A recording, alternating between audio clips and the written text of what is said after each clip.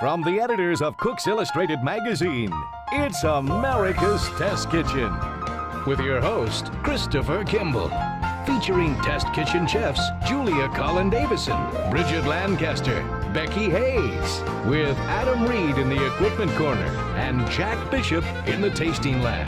Discover the secrets of America's foremost food testers and tasters today on America's Test Kitchen. Today on America's Test Kitchen, Bridget shows Chris how to make foolproof spaghetti and meatballs. Next, Adam reviews sous vide machines in the equipment corner. Finally, Julia updates a recipe for the perfect spring vegetable pasta. That's all right here on America's Test Kitchen. America's Test Kitchen is brought to you by DCS by Fisher & Paykel. America's cooks rely on innovation and culinary precision. DCS by Fisher & Paykel, offering premium indoor and outdoor kitchen appliances. For over 50 years, Miracle-Gro products have helped home chefs grow fresh vegetables and herbs. Miracle-Gro soils and plant foods provide the essential nutrients plants need to grow bountiful produce. Gardening tips are available online at miraclegrow.com. By Cooking.com, an online retailer for the kitchen enthusiast. If it's not in your kitchen, try ours. Chateau Saint Michel. Digital wine cellar and pairings can be found online. And by Kohler. Diamond Crystal Salt, the gourmet choice. Plum Amazins from Sunsweet. Who doesn't love spaghetti and meatballs? Of course, you got to make the sauce. You got to make the spaghetti. Okay, that's not so bad. But when it comes to the meatballs, you got to shape them, and then you got to fry them up like this. It makes a huge mess. There's grease everywhere. Sometimes you overcook them. And worst of all, you got to fry them in batches. Maybe your Italian grandmother has the time. I don't. So let's go into the kitchen with Bridget and figure out a better way to make great spaghetti and meatballs.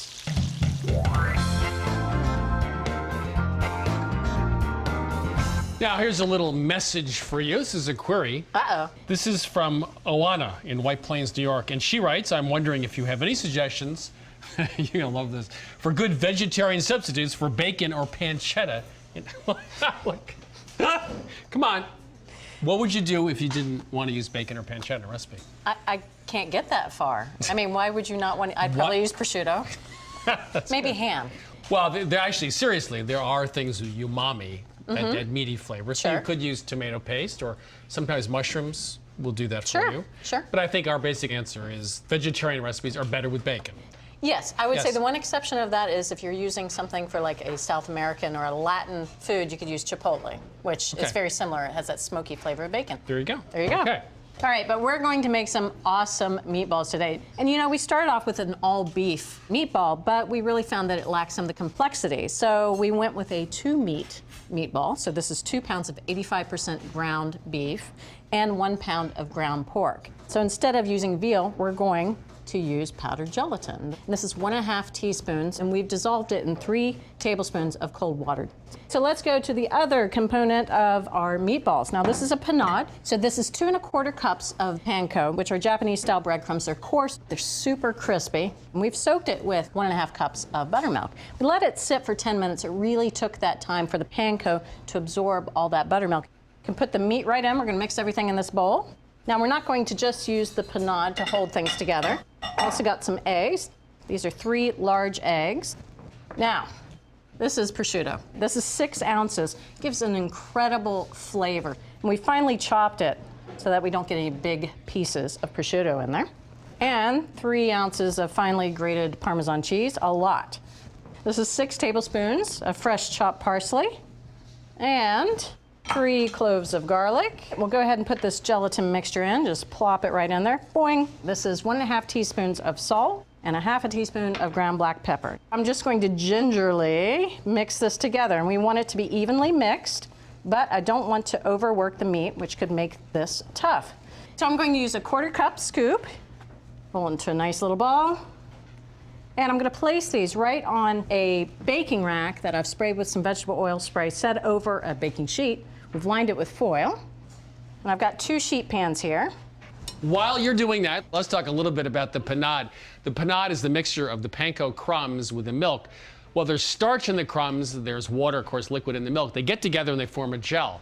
Why is that a good thing? Well, meat, when it heats up, the proteins bind closely together and squeeze out moisture. With this gel, it helps to coat the proteins. They don't bind so closely together, and you end up with much moister meat, even when they're cooked. I'm back, and you're done. How convenient for me. Done. Yes. 40 meatballs. How's Nice that? job. We're going to roast these, and they're pretty high oven, 450 degrees as a matter of fact. And we're going to do both at the same time. We've got 2 oven racks adjusted to the upper middle, lower middle. They're going to stay in there for 30 minutes.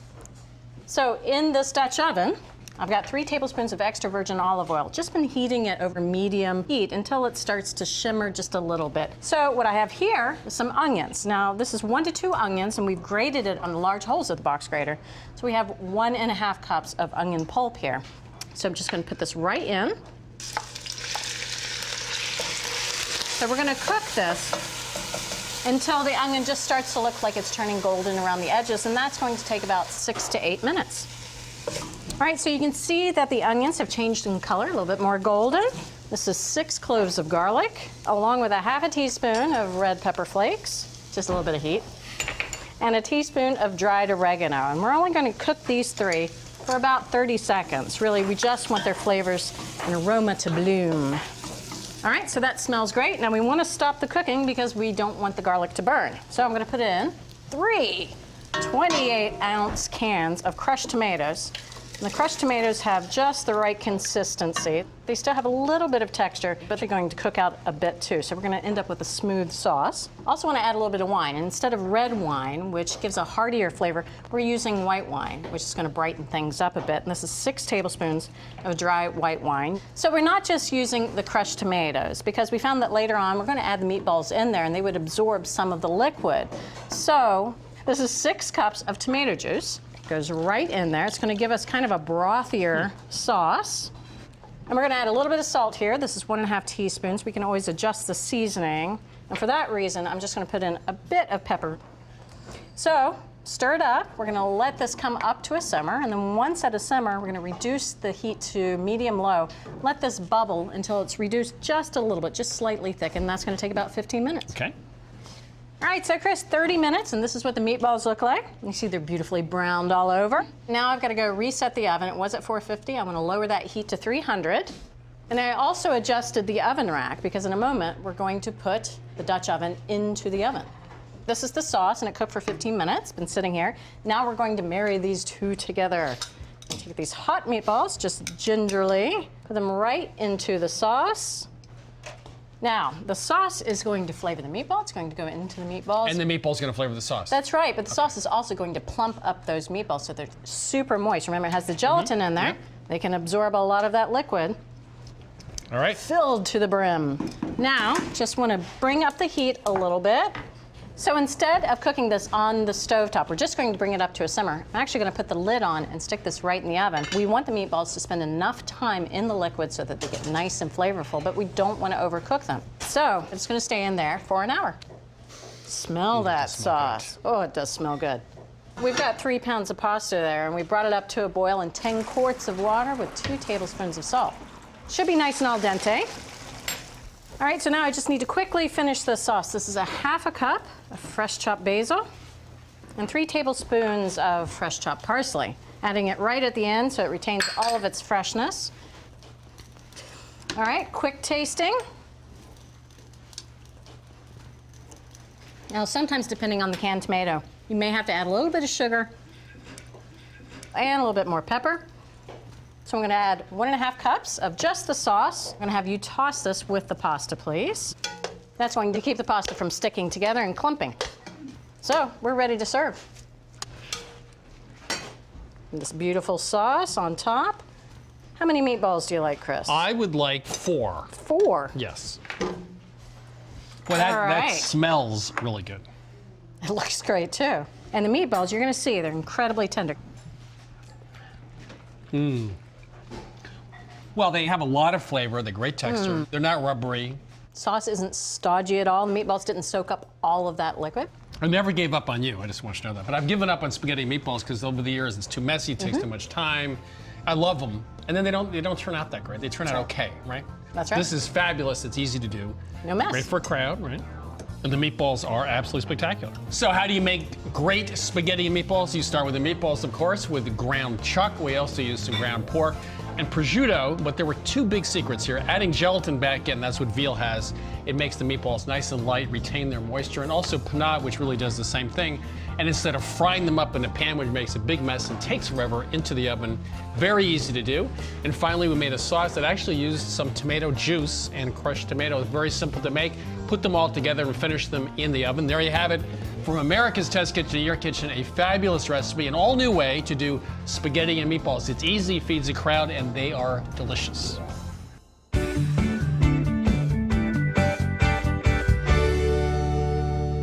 To sous vide or not to sous vide? That is the question. Now, it's true that you do suffer the slings and arrows of outrageous culinary misfortune. Enough Shakespeare. But sometimes you come across something you really like that does a really good job. And I think this time, the sous vide machine is something you do like. Sous vide is a process that's largely used in restaurants, and it's sort of slowly making its way into home kitchens because of this machine. This is called the Sous Vide Supreme Water Oven. There's not any competitors out there to this one at this point. This is really the only one, and it's a very simple system. This is filled with water. It's got a simple control panel where you can set a precise temperature and a timer. And what sous vide means, translated from the French, is under vacuum. You're vacuum sealing food and then you're cooking it in a precisely temperature controlled water bath. If you open this up, you can see there's a rack in here to hold the food. I have two boneless, skinless chicken breasts here. They're vacuum sealed, and the vacuum sealer does not come with the machine, so you have to have one separately. It goes into the rack like that, back into the oven, making sure that it's completely submerged. And then you put the top on and the little insulating pad, and you can walk away, and this will cook the chicken to whatever temperature you have programmed it to. We tried the boneless, skinless chicken breasts, we tried salmon fillets and steaks and carrots, and we got great results with all of them. And as I see it, there are really three advantages to the sous vide. One is that you can not overcook your food. You have to know the target temperature that you want, but you program that in, and it will never go hotter than that temperature.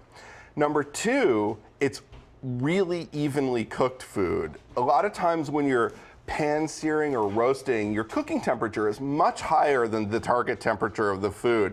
And that's the case with this steak there. That was pan fried. And so the outer layer, you can see, is a little more done than the interior of the steak. The steak cooked by sous vide is evenly cooked from edge to edge. It's medium rare, 125 all the way from edge to edge.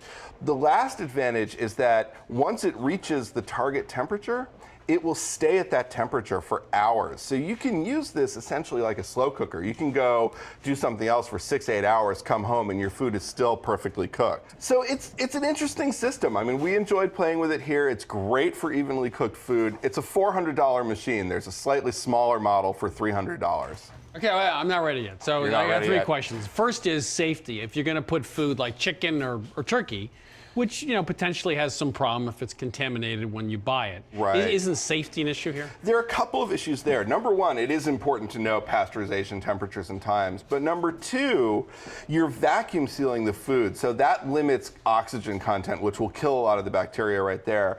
Number three, it doesn't take that long for this boneless, skinless chicken to come up to its temperature. So you're not really in that much danger there. Okay, the second thing is the benefit of sauteing something or getting high heat on the outside is the Maillard reaction, caramelization, flavor. Right. So this one is nicely evenly cooked on the inside, but sous vide, some of it I have, there isn't a lot of flavor development. I mean, isn't there something wrong with that? If the browning and the Maillard reaction are important to you, you do have to take steak that's been cooked sous vide, any kind of meat, and hit it in a saute pan or with a torch to make some of that browning. Not long enough to cook it, just to caramelize the exterior. Does the torch come with a sous vide machine? That's an extra thing, but that's no problem. We can go buy a torch, can't we? And the last thing is, this is only for protein like meat, poultry, fish. Do you ever cook vegetables or anything else in it? We tried carrots, and they were really tender, really evenly cooked. So here in the equipment corner, Adam has definitely drunk the Kool-Aid of the sous vide machine. It's Sous Vide Supreme, $400, and Adam thinks, and everyone else does here, that it does a great job of perfectly cooking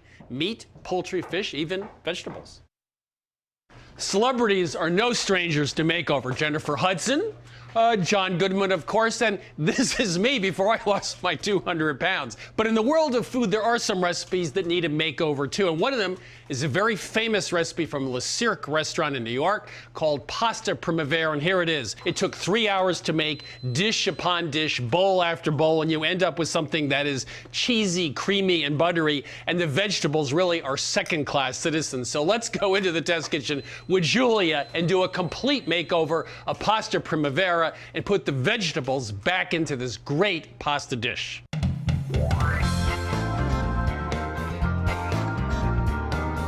Now, we're asking you to respond to this email. Uh-oh. You're the corporate ombudswoman. Okay.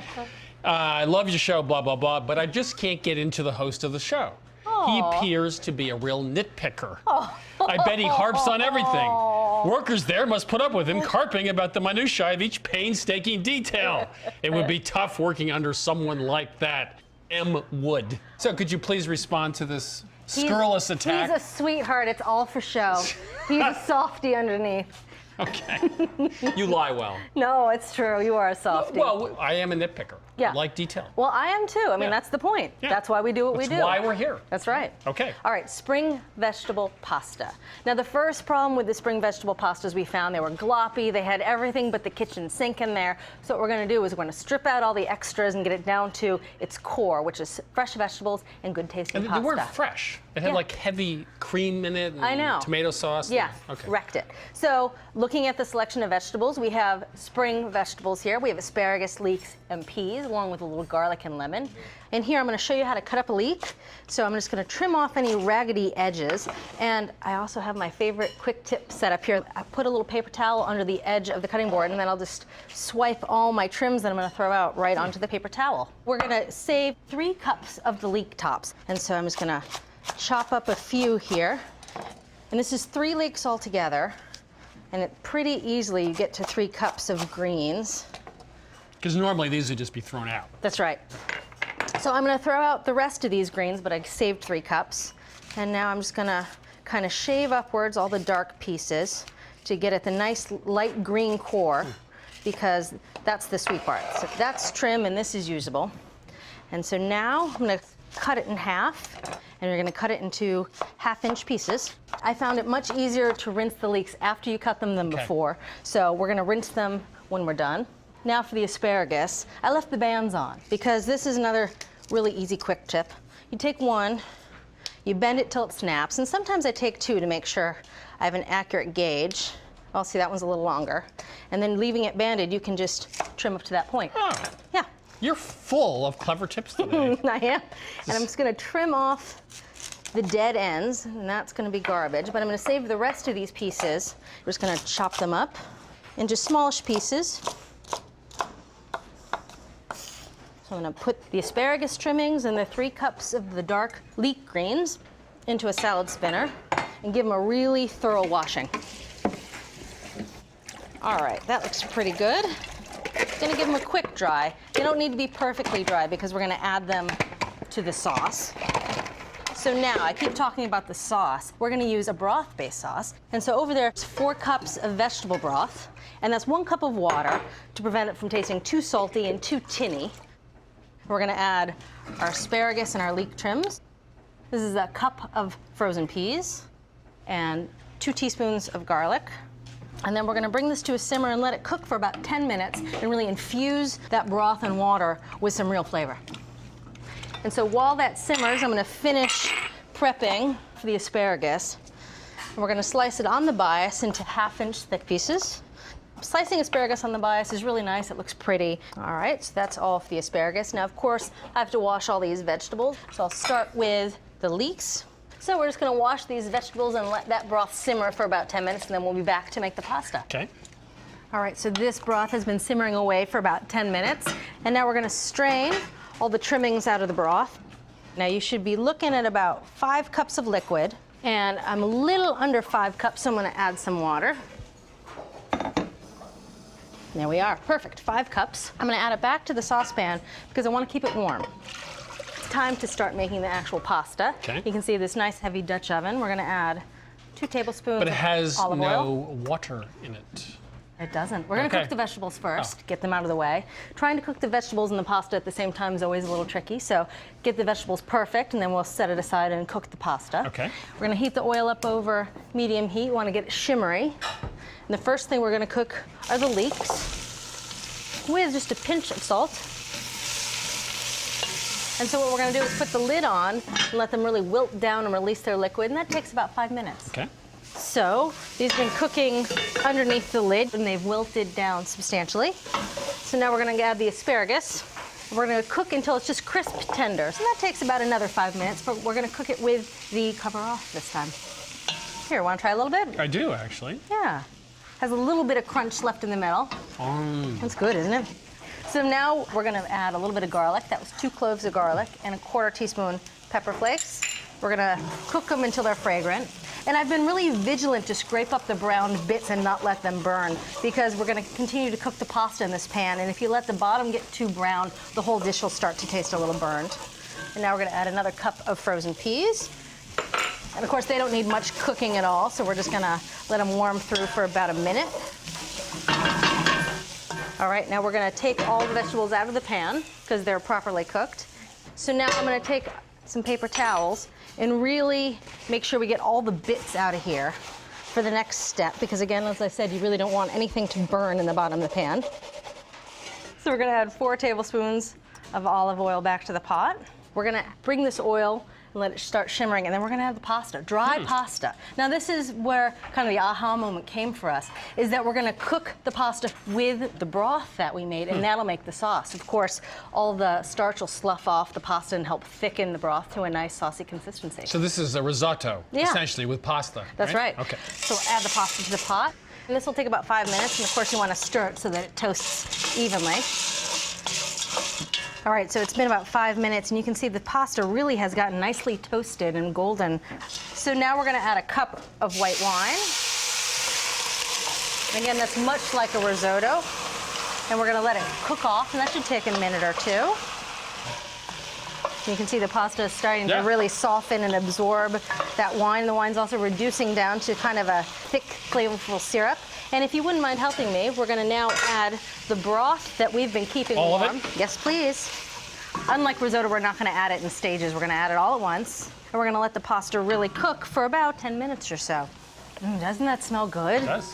So I'm gonna pull it off the heat, and now we're gonna finish it up with some fresh lemon juice. This is 2 tablespoons and 1/2 cup of grated Parmesan.